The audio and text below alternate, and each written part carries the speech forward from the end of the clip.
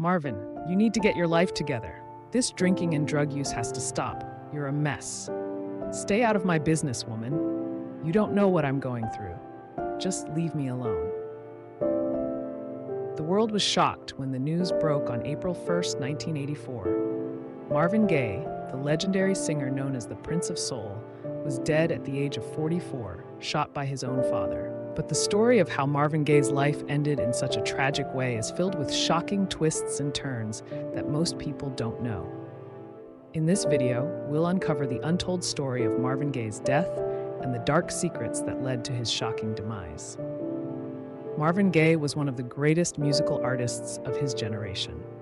With hits like Sexual Healing, Let's Get It On, I Heard It Through the Grapevine, and countless others, he defined the sound of soul music in the 60s and 70s. He was a true innovator who pushed the boundaries of R&B and influenced generations of musicians that followed. Marvin Gaye was a true genius. He had this incredible voice, this raw emotion that he could convey in his singing, and he used his music to tackle important social and political issues, to give a voice to the struggles of Black America. Songs like What's Going On showed his incredible artistry and social conscience. But behind the scenes, Marvin Gaye's life was filled with darkness, pain, and trauma. His childhood was marked by physical and emotional abuse from his strict religious father, Marvin Gaye Sr. The elder Gaye, a minister, would frequently beat Marvin and his siblings with a strap, scarring them both physically and mentally. Gene Gaye. Our father was a very cruel man. He had no love in his heart. He would beat us mercilessly for the slightest things. Marvin bore the brunt of it. He never forgave our father for what he did to him as a child. The abuse Marvin suffered at the hands of his father would haunt him for the rest of his life. It left him with deep psychological scars, a mistrust of authority figures, and a lifelong struggle with depression. But Marvin found solace and salvation in music. His incredible talent allowed him to escape the poverty and abuse of his childhood. By his early 20s, he was a rising star, first with the group The Moonglows, and then as a solo artist for Motown Records. At Motown, Marvin quickly became one of the label's biggest stars, cranking out hit after hit. Songs like How Sweet It Is to Be Loved by You, Ain't That Peculiar, and I'll Be Doggone made him a household name. But Marvin always chafed at the constraints of the Motown machine, wanting more creative control. Motown Insider, Marvin was always pushing the boundaries, wanting to experiment more in the studio. But Berry Gordy and the Motown brass wanted to keep him churning out those catchy, radio-friendly hits. There was a lot of tension there. That tension came to a head in 1971, when Marvin delivered his masterpiece, the album What's Going On, a concept album that tackled issues of social unrest, environmentalism, and the Vietnam War. It was a radical departure from the love songs Motown expected. The label hated it at first, thinking it would ruin Marvin's career. But the public loved it, and it became one of the most acclaimed albums of all time. Freed from the Motown formula, Marvin entered the most creatively fertile period of his career in the 70s. Albums like Let's Get It On, I Want You, and Here My Dear showcased his incredible songwriting and production skills. He was at the peak of his powers, both musically and commercially. But his personal life was spiraling out of control. Marvin's drug and alcohol abuse had spiraled out of control. He was a recluse, rarely leaving his recording studio or home. His paranoia and depression worsened, fueled by his substance abuse. He became convinced that the government was spying on him and that his life was in danger.